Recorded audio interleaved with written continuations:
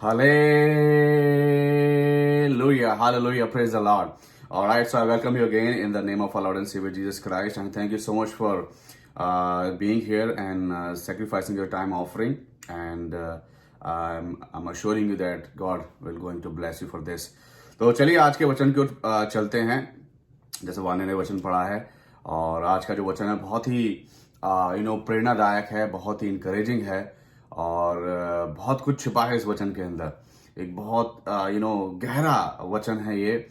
और जैसा हमने वचन पढ़ा, आपने समझ लिया होगा कि ये वचन जो है बहुत ही मोटिवेशनल भी है, इंकरेज कर, इंस्पायर करेगा बहुत से लोगों को, क्योंकि we all have those some we had those goals, we set up those goals, we had those dreams in our lives, but somehow, while we are living our lives, while we are battling, we have sometimes we really given up on those goals and dreams.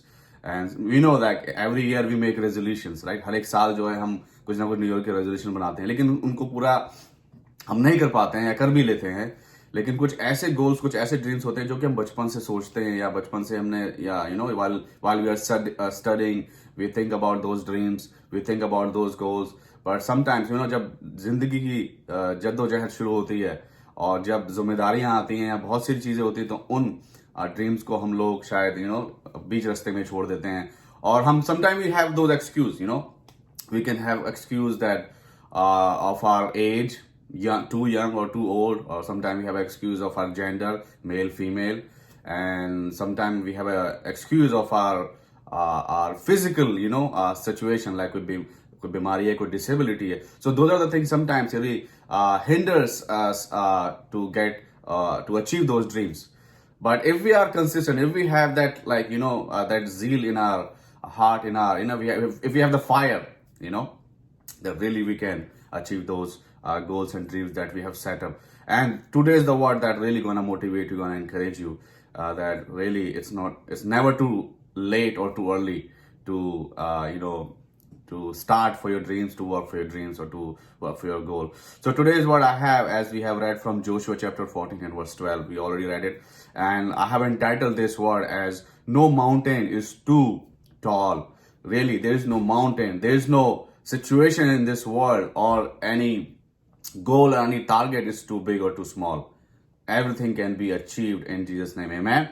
I have a very great quote to start with, which is written by William Blake, and he writes, "Great things are done when man or woman meet mountain." Really.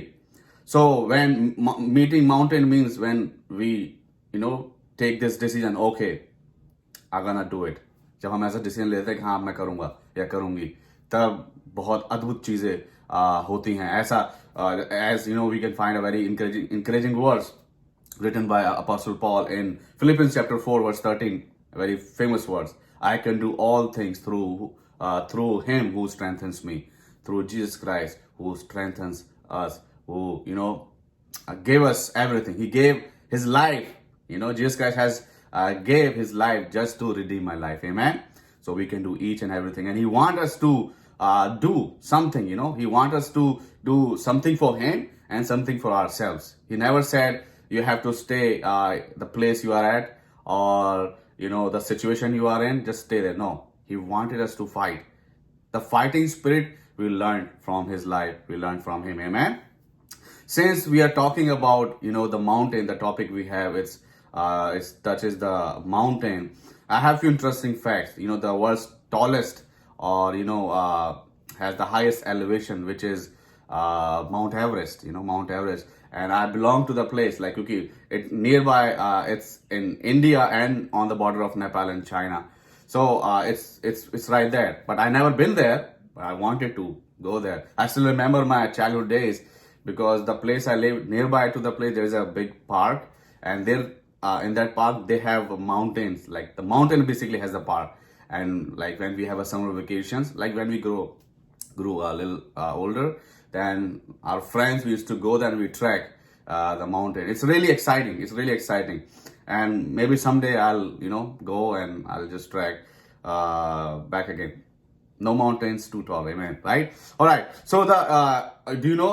You might know this. I just got these facts from Google that the elevation of Mount Everest is 29,032 feet, which is 8,849 meter. It's very tall, very high elevation.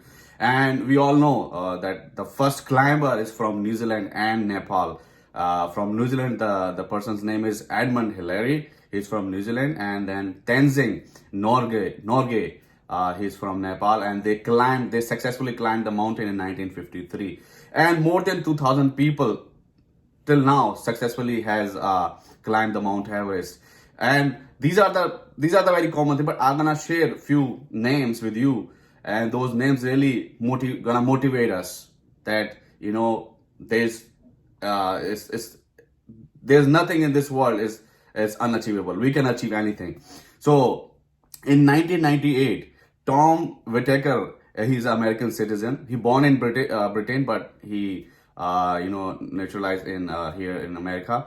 And basically, what the story with him is, he was the first disabled to climb the Mount Everest summit. So basically, he was the first disabled person in 1998. So that's very encouraging. And there is a person named Mark Inglis. Mark Inglis, he's from New Zealand.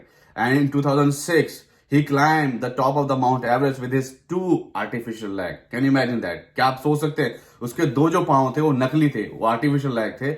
उनके द्वारा उसने mount Everest को climb किया, उसको वहां पर वो पहुंचा, अचीव किया उसने victory.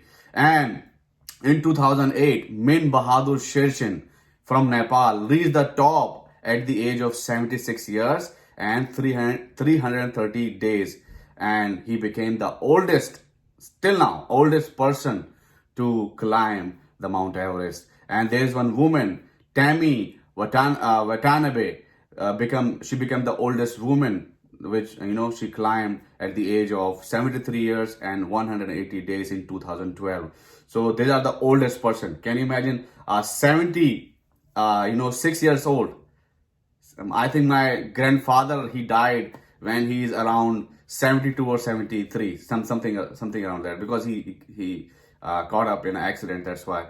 So you cannot imagine, like, this person, he is that old and he climbed that mountain, and that woman also. And then these are the oldest men and women who have climbed the mountain. There is a youngest also. So there is a youngest boy. His name is Jordan Romero, and he's from California. He became the youngest to reach at the top of the Mount Everest summit in 2006 at the age of 13 years. He was 13 years old when he climbed that mountain with his family. And then Plato has written that courage is knowing what not to fear. Courage basically is knowing what not to fear. When you have a courage, you cannot, it's not gonna, make me fearful. So that's about it. And that's really true. And today's word, as we have read, आज का जो वचन है, जो कि बात करता है कालेब के बारे में, कालेब के जीवन के बारे में. कालेब जो था बहादुर व्यक्ति था, और मैं कहूँगा बहादुर परमेश्वर का मनचाहा व्यक्ति भी कह सकते हैं, क्योंकि उसके बारे में तकरीबन 7 बार लिखा हुआ है that he had followed God wholeheartedly. पूरे मन से उसने परमेश्वर को जो है फॉलो किया, उसके बारे में लिखा हुआ है. तो आइए हम इसको जानने के लिए हमें थोड़ा बैकग्राउंड में जाना पड़ेगा. हमने यहोशू की पुस्तक में से तो पढ़ लिया है, लेकिन थोड़ा to just know the story, know the like what happened and what he is asking for that mountain, why.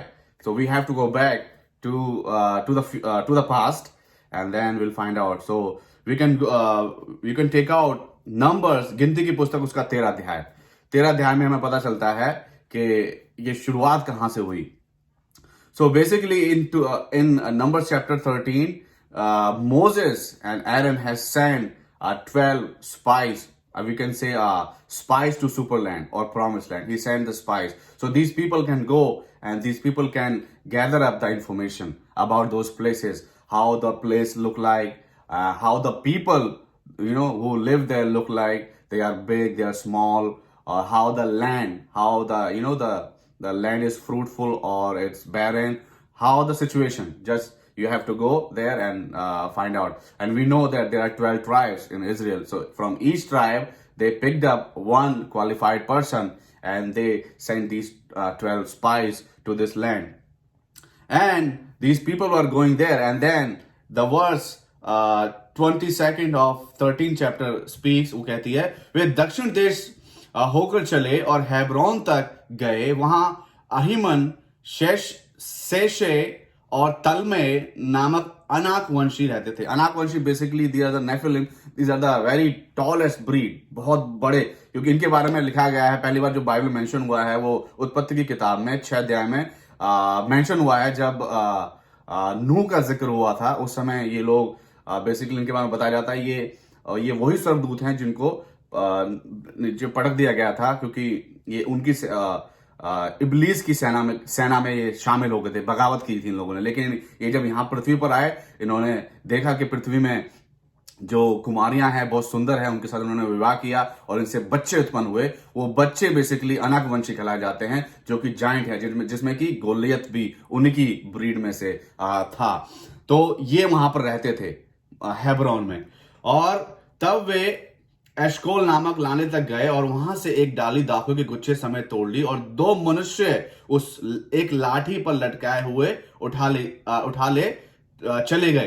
तो बेसिकली जिस जगह पे ये लोग थे, the place basically, even the giants live there, even their fruits are also gigantic. उनके जो फल भी थे वो भी इतने बड़े बड़े थे कि एक अंगूर का गुच्छा जो था 2 लोग उसमें डंडे पर लटका के चल रहे थे. तो आप यू कैन इमेजिन कि उनका खान पान भी इतना बड़ा था. डील डॉल में, वो खुद इन बड़े डील डॉल में थे. उस जगह पर जाना था. Sounds impossible. सो एनीवे, ये लोग गए वहां पर, उन्होंने सब कुछ मेजर किया. 40 दिन वहां पर इन्होंने बिताए और 40 दिन जब बीत चुके तो ये वापस अपनी सारी रिपोर्ट तैयार की इन्होंने और they return to home. And then the 10 person basically they have this report which is they were thinking it's like a doomed to fail. Like they were giving a doomed description, which is they were saying, oh nope, it's a wrong idea, it's a bad choice, we cannot go there, we cannot. So that's what they have this. But only 2 people, केवल 2 लोग जो ऐसे थे, जिसमें से केवल काले भी ऐसा मनुष्य था.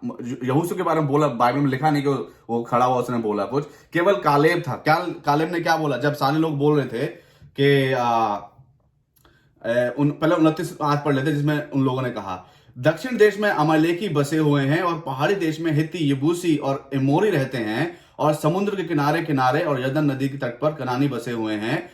एंड उन्होंने कहा, और उन्होंने इजरायलियों के सामने उस देश को जिसका भेद उन्होंने लिया था कहकर निंदा भी की. वह देश जिसका भेद लेने को हम गए थे ऐसा है जो अपने निवासियों को निगल जाता है, अपने ही निवासियों को निगल जाता है. और जितने पुरुष हमने उनमें देखे हुए सब के सब बड़े डील डॉल के हैं. फिर हमने वहां नपीलों को, अर्थात नपीली जाति वाले अनाक वंशियों को देखा और हम अपनी दृष्टि में उनके सामने टिड्डे के समान दिखाई पड़ते थे और ऐसा ही उनकी दृष्टि में मालूम पड़ते थे. सो उन्होंने निंदा भी की. उन्होंने क्या रिपोर्ट दी कि हम इतने बड़े डील डॉल के हैं, वो अपने लोगों को भी दे ईट. सो उनके सामने हम टिड्डे के समान है. सो उन्होंने अपने आप को इतना छोटा कर दिया और अपने आप को इतना छोटा आंक दिया कि हम लोग क्या है, हम उनके सामने स्टैंड ही नहीं करते हैं. और वो सारे मिरेकल्स उन्होंने जो उनके साथ हुए थे उनको भूल के उन पर पानी फेर दिया. अपने परमेश्वर की जो इमेज थी, अपने परमेश्वर का जो उनका जो वर्चस्व था, उसको उन्होंने सब मट्टी में मिलिट कर दिया और अपने आप को बहुत छोटा आंक दिया उन लोगों के सामने. लेकिन ये शख्स खड़ा हुआ and he shared his report and it was basically like a dream destination description. He gave that's our dream place. इतने सालों से हम घूम रहे, इतना कुछ हमने सहा केवल उस जगह पर जाने के लिए, उस वायदे को अपने जीवन में पूरा होते हुए देखने के लिए. लेकिन क्या हुआ, बाकी लोग कहा नहीं. कालेब ये खड़ा हुआ और क्या बोलता है, 30वीं आयत में लिखा हुआ है 13 अध्याय की, पर कालेब ने मूसा के सामने प्रजा के लोग को चुप कराने के विचार से कहा, हम अभी चढ़ के उस देश को अपना कर लें, क्योंकि निसंदेह हम में ऐसा करने की शक्ति है। जब सारे लोग कह रहे हैं कि हम में शक्ति नहीं है, हम टिड्डे के समान है, तब कालेब खड़ा होता है। हालांकि वो झूठ, हालांकि उसको ये नहीं कि उसने आंखें बंद कर उसकी आंख में पट्टी बांधी थी जब वहां जा रहे थे वो, और पट्टी बांध के उसको वापस लेके आ गए थे, नहीं। He knows everything. He saw everything. He has absorbed everything. But still he chose to have courage because that the God Almighty is with them. Then he said, we have the power and strength to overcome those people. We have the power and strength in the name of the Lord to capture those people and get that place. Amen. So वो ऐसा उसने अपना जवाब दिया और उसको किसी ने मोटिवेट नहीं किया कि हाँ ऐसा बोल ऐसा बोल ऐसा बोल, नहीं। वो खुद खड़ा हुआ, उसके अंदर ऐसा हुआ कि नहीं, मैं कर सकता हूं, आई कैन डू इट और we can do it together because Lord Almighty is with us. Amen. So ये यहां की स्टोरी, ये इसका डिस्क्रिप्शन है, इसका बैकग्राउंड है जो आज का वचन हमने देख रहे हैं। सो अब क्या हुआ है, 45 साल बीत चुके हैं, प्रॉमिस लैंड में आ भी चुके हैं, लेकिन अभी तक जो है कालेब को वो स्थान नहीं मिला। हालांकि वो प्रॉमिस लैंड में घुस चुके हैं, आ चुके हैं, लड़ाइयां लड़ चुके हैं, जीत चुके हैं। अब जो है बंटवारा हो रहा है, किस वंश को कौन सी जगह मिलेगी, किस वंश को क्या मिलेगी। बेसिकली ये जो जगह थी, ये पर्ची डाल के मिलाप वाले तंबू के सामने उन्होंने पर्चियां डाली और उस पर्चियों में नाम थे और जगह के नाम थे कि किस जगह किस वंश को मिलनी है, किस जाति को मिलनी है, ट्राइब को। एंड देन यहोशू आता है, यहोशू के सामने कालेब आता है और कालेब रखता है यहोशू के सामने कि उसकी क्या मंशा है। उसका एक सपना था, उसका एक ड्रीम था और वो उसको पूरा करना चाहता है। हालेलुया। सो आज हम इसी में we gonna see, I have 7 points that gonna really encourage all of us. If we have those dreams, if we have those mountains, we can climb it, and then we're gonna see what we have to do. क्या करना है हमें in order to climb those mountains. And then we know when Caleb showed the courage, God blessed him.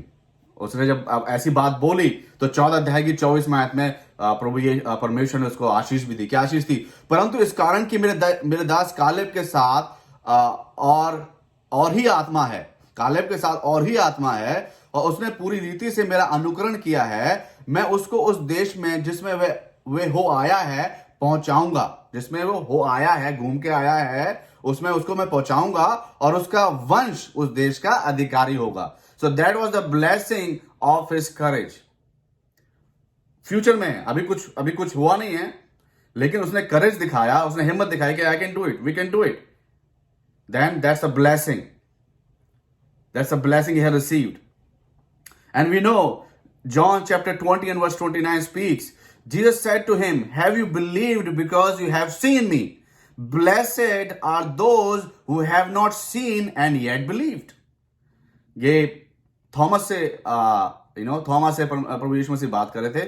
वो लोग मुबारक हैं, वो लोग बहुत भले हैं, अच्छे हैं, जिन्होंने बिना मुझे देखे विश्वास किया। और ये कालेब जो था, जो उसने बिना देखे उस जगह को पहुंचे, बिना करे उसने विश्वास किया कि मैं कर सकता हूं। तो इसलिए परमेश्वर ने उसके इस जज्बे को सराहा और आशीष दी। अब हम देखते हैं कि परमेश्वर ने बोल दिया है, अब आगे उसको कैसे अचीव करना है वो आगे हम देखते हैं।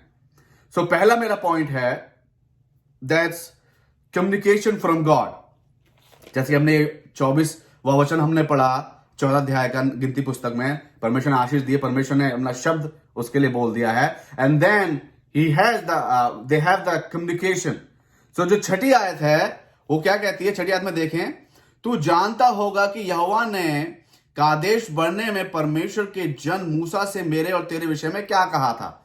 सो there was a communication for Caleb and Joshua. So communication with God is very very important.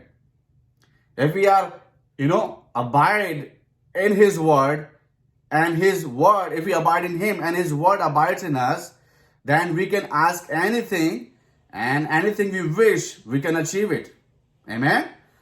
अगर हम प्रभु यीशु मसीह में बने हुए हैं और प्रभु यीशु मसीह की बातें हम में बनी हुई है, कम्युनिकेशन हमारा जारी है, तो जो भी कुछ हम सोचें, जो भी कुछ हम चाहें, वो हमारे लिए हो सकता है, हो जाएगा। आमीन।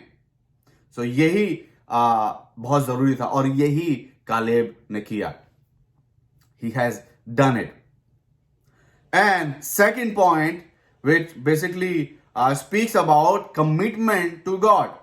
If you have a dream, you have to have communication with God. And second thing, in order to achieve that dream or that goal, you have to have commitment to God. Because God is a priority.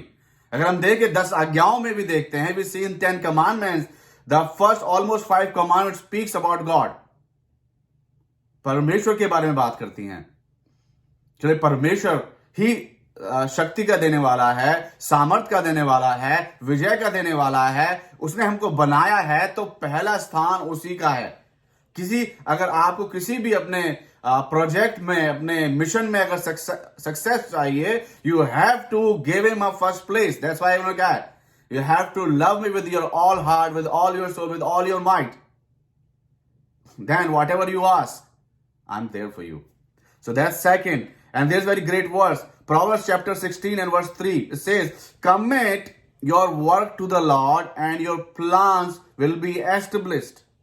Your plans will be established. If you please God, it doesn't matter whom you displease. If you displease God, it doesn't matter whom you please. Right?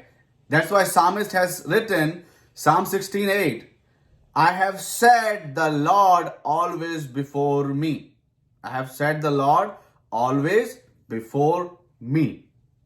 When we set Lord always before us, when we follow Lord, then we are going to the right place. We're going to reach our destination. Although sometimes the road will be narrow, stiff, look like it's frightful, darkest valley of death, shadow of death. But still, when you choose to just follow Him continuously, you can reach to your destination. Amen. So that's the commitment to God. And third point, which is confidence in God.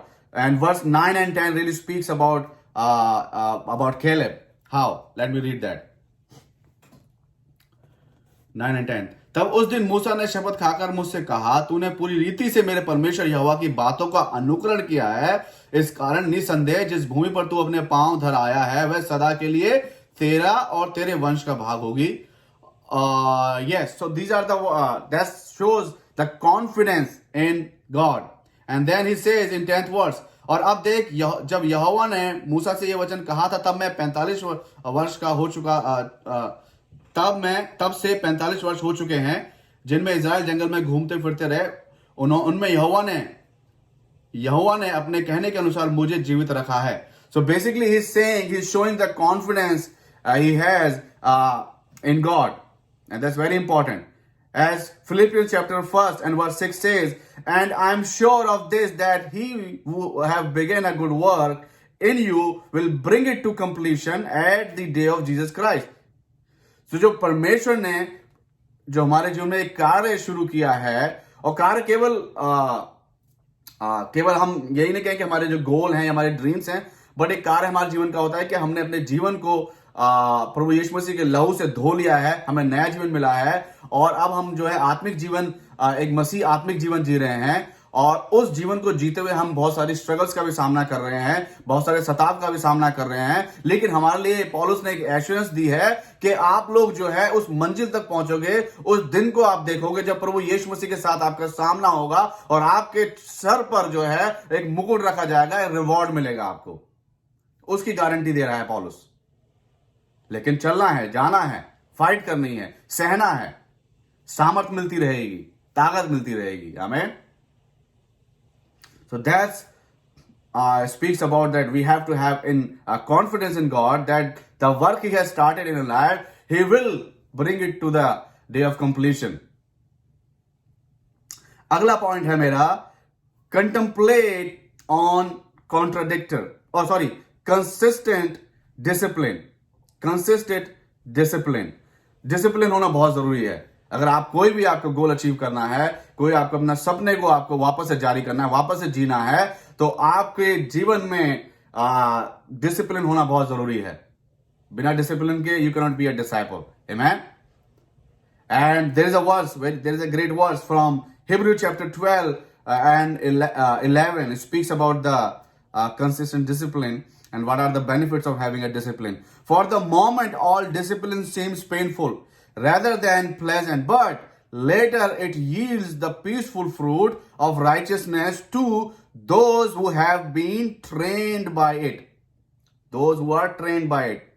Those who are ready to accept that discipline in their life and be consistent. चलो एक बार कर लिया होगा, हाँ चलो एक बार हो गया. आज होता है ना, हम कभी कभी जिम जाने की हम सोचते हैं कि we gonna go to gym, and पहला दिन हमने हिम्मत करके we just muster the courage and then we go in the morning, and next day we feel हमने एक्सरसाइज करी, थक गए, अब नो नो नो आज स्किप करते हैं, विल कंटिन्यू टुमारो. देन वो टुमारो का स्किप हो जाता है, देन वो फिर वो स्किप ही रहता है. तो एक दिन का डिसिप्लिन तो ठीक है, लेकिन you have to be consistent. It has to be every day.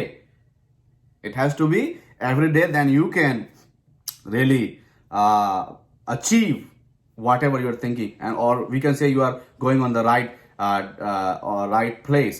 Because verse 11 says, "I am still as strong today as I was in the day that Moses sent me." So he's saying, Caleb is saying basically that I'm still that strong, although they're like it's been 40 years. 40 years, but still I am that strong. मैं अभी भी उतना strong हूं. अगर एक इंसान जो है जब वो 45 साल का था और अब जो है जो 85 साल का हो चुका है, तो आप सोच सकते हो अभी भी ये मांग कर रहा है कि मुझे वो ऐसा देश दे जहां पर वो अनकवंशी रहते हैं, जो जाइंट रहते हैं. तो आप सोच सकते हो उसने कितना एक्सरसाइज किया होगी, कितनी उसने अपने आप को फिट रखने की फिट रखा होगा. If you're saying with that confidence, with that prediction that okay, I can go there, I'm still as young as I was 40 years ago. So it shows the consistent discipline in his life. So that's very important. We know there's one great story we can find in the book of Judges, chapter 13. Chapter 13, we find that the mother of Samson, जो शमशोन की जो माता थी, जब सरदूत जो कि पिता उनके पास जब आया, उनकी बीवी जो थी बहुत बांझ थी, तो उन्होंने बोला कि तेरे एक पुत्र होगा, लेकिन अब जो है तुझे अपनी वाइफ से बोला कि खान पान पे ध्यान रखना है, मदिरा नहीं पीनी है और ऐसा कुछ उल्टा सीधा नहीं करना है. You have to be discipline. And she disciplined herself, and then she received that giant reward was Samson. So discipline is very important. And my next point is contemplate on contradictor. Basically, in simple word, know your enemy.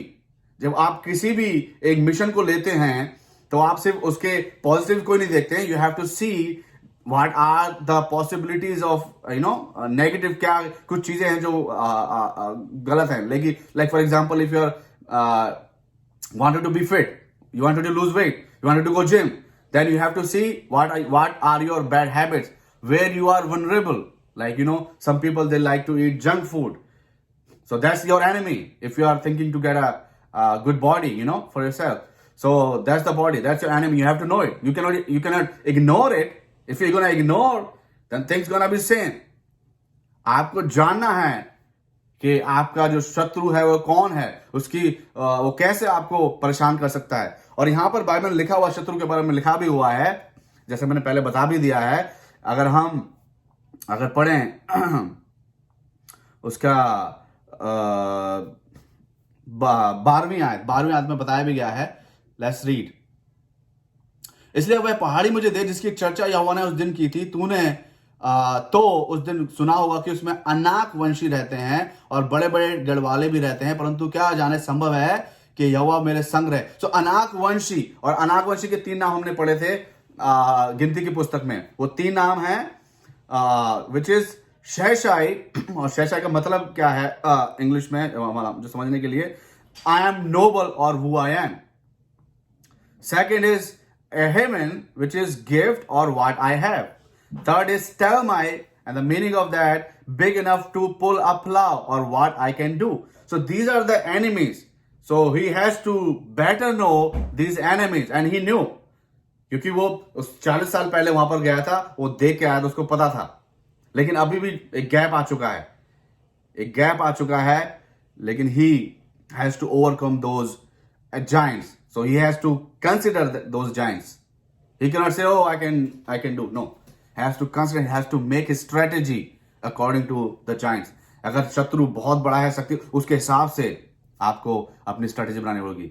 जैसे कि हम एक बहुत अच्छी कहावत सुनते हैं कि जितना पत्थर आपको दूर फेंकना है उतनी ताकत आपको लगानी पड़ती है, राइट? अगर आपको पत्थर बहुत दूर फेंकना है तो उतनी ताकत आपको लगानी पड़ेगी, नजदीक फेंकना है तो कम लगानी पड़ेगी. तो यही यहां पर हमारे लिए जानने की बहुत जरूरत है कि हमें जानना है कि हमारी वीकनेस क्या है. सेकंड, यहां इसी का सेकंड पॉइंट है ओवरकम ग्रासहोपर मेंटालिटी. हमें याद होगा, जैसे मैंने बताया था गिनती 13:33 में, these people have compared themselves to a grasshopper in the sight of these giants. उन्होंने अपने आप को क्या पता, एक टिड्डे के समान बता दिया था. तो सबके लिए था, वो पूरे इजराइल के लिए उन्होंने बोला कि हम तो उनके सामने टिड्डे के समान. तो इस मेंटालिटी से कि अपने आप को नीचे रखना कि नहीं शायद मुझसे नहीं हो पाएगा, मेरे लिए बहुत कठिन है करना, उस मेंटालिटी को नीचे रख के ऊपर आना बहुत जरूरी था. तभी आप फाइट कर सकते हैं. अगर आप अपने माइंड से ही हार चुके हैं, then you cannot fight. There is no point of even having a fight, a battle. Mentally, if you are given up, then you cannot win any battle. Whether you are very strong, you have very good physique or whatever. अच्छे आपके हथियार है. अगर आप मन से हार चुके, दिमाग से हार चुके, तो आप फिर जीत नहीं सकते उस फाइट को. तो इसलिए he has to overcome that mentality. And I know because जब वो promised land में आए थे, they've been fighting, they're having battle, they were winning the battle. God was with them. God was fighting for them. लेकिन still they have to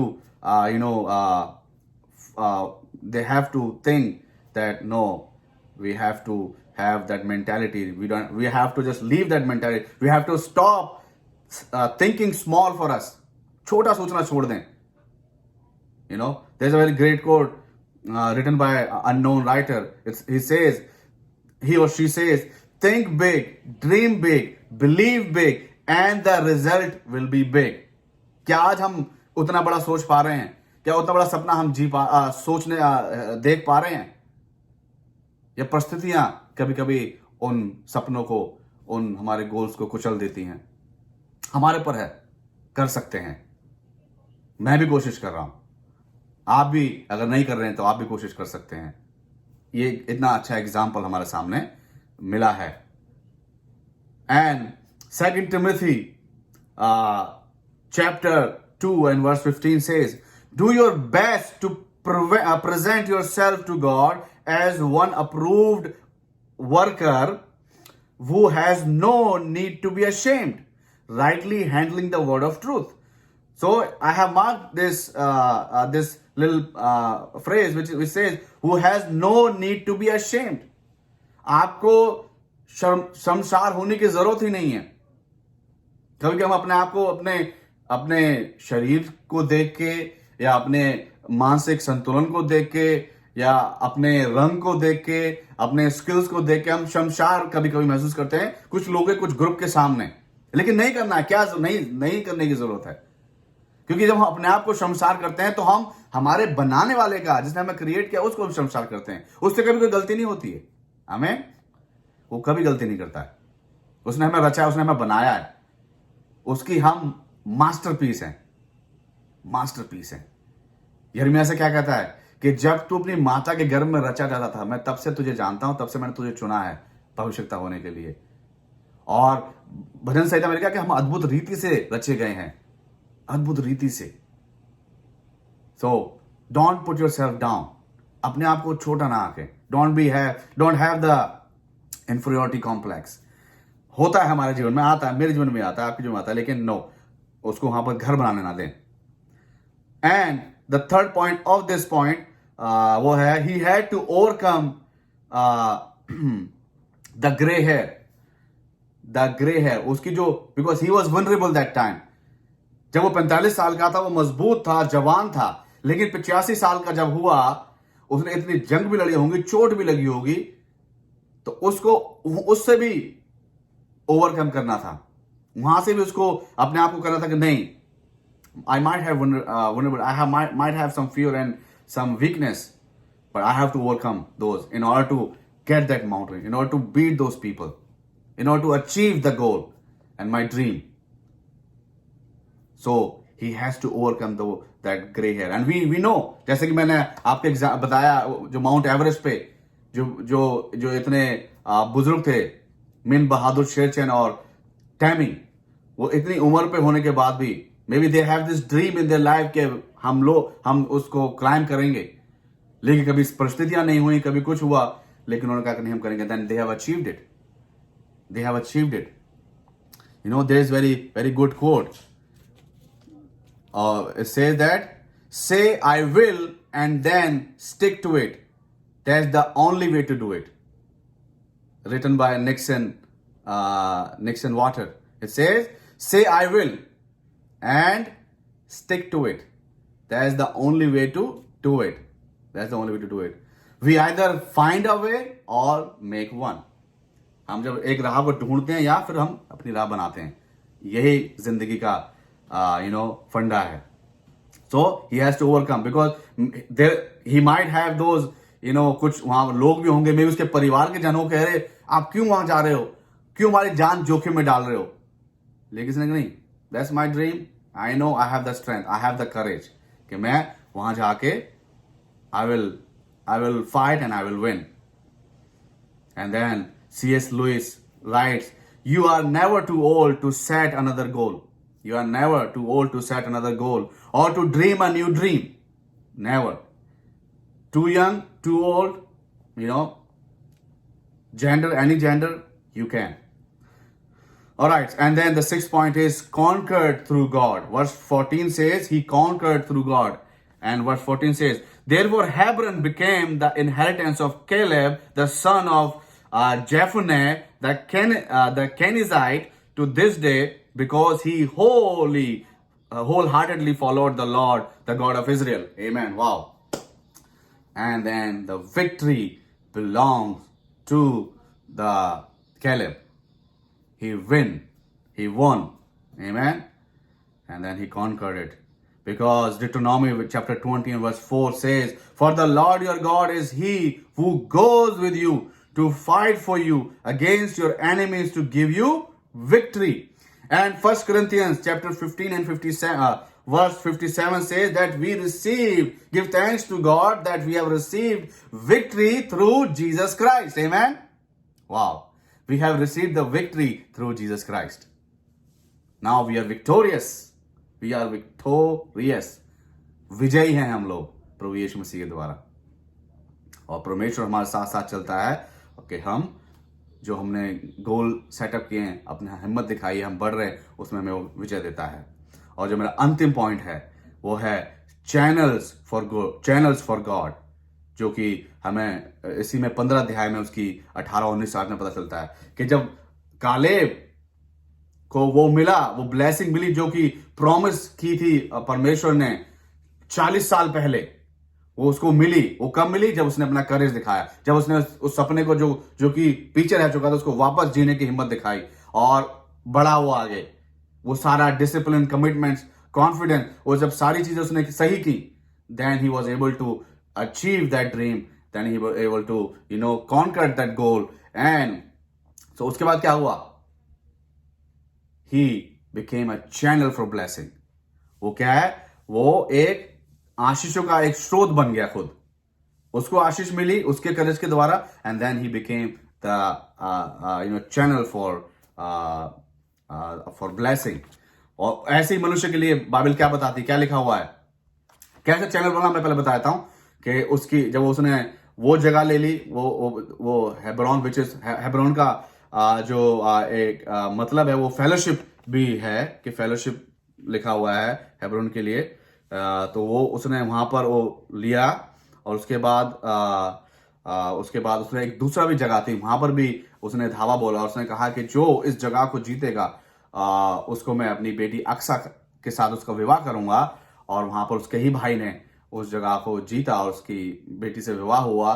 then उसकी बेटी ने उससे मांगा हम 18वीं में आयत में पढ़ते हैं कि 19वीं आयत में 18-19 में लिखा हुआ है कि फिर देन उसने अपनी बेटी के लिए भी दिया, उसको बेटी के लिए भी दिया। तो ही became a channel for God, channel for God. And for this person, psalmist has written in Psalm chapter 1 and verse 3, वह उस वृक्ष के समान है जो बहती नालियों के किनारे लगाया गया है और अपनी ऋतु में फलता है और जिसके पत्ते कभी मुरझाते नहीं, इसलिए जो कुछ वह पुरुष करे वह सफल होगा। आमीन। वह सफल होगा, सफल होता है क्योंकि वो बहती नालियों के किनारे लगाया गया है, बहती नालियों के किनारे लगाया गया है।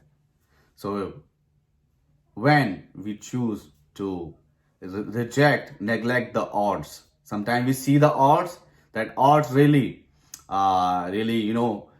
eat us, sometimes make us fearful. But when we have a communication with God, when we have a confidence and commitment with God, those odds not gonna seem anything for you. Because if we see in the Bible, we have seen people, they really became victorious against all odds. I have a few examples. I'm going to read those and I'm going to conclude here. Victorious against all odds.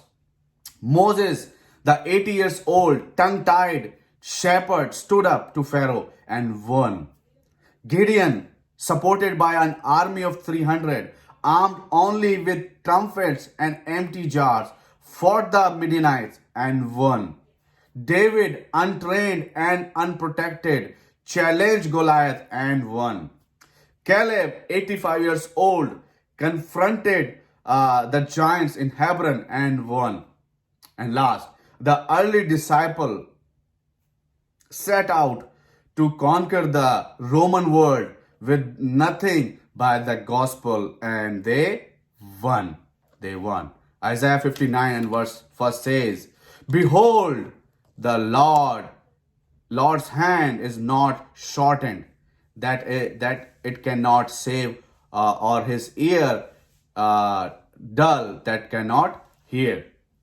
कि परमेश्वर का जो हाथ है वो इतना छोटा नहीं हुआ है कि आपको बचा ना सके, आपके उस सपने को पूरा ना कर सके, आपकी सहायता ना कर सके, या उसके कान इतने मैले नहीं है कि वो आपकी आवाज को सुन ना सके। जब सपने को पूरा करने की ओर बढ़ रहे हैं और आप कुछ मांग रहे हैं सहायता, तो वो अपने कान बंद नहीं करेगा, वो अपने कान खोल के रखता है, अपने आगे खोल के रखता है, और आप विजयी होंगे। तो मेरे भाई, मेरे बहन, मेरे बुजुर्ग, अगर आपके जीवन में कोई ऐसा एक सपना था या कुछ ऐसा ड्रीम था, कुछ ऐसा माउंटेन था जो आपने सोचा, आपने गिव अप कर दिया, समय को देखते हुए, समय की नज़ाकत को देखते हुए, परिस्थिति को देखते हुए, लेकिन अभी भी आपको वो सपना अगर रात को जगा देता है, अभी भी आपको वो गोल अभी भी आपको बेचैन कर देता है, तो मैं आपको आज इस वचन के माध्यम से इंकरेज करना चाहता हूं, give it a second chance.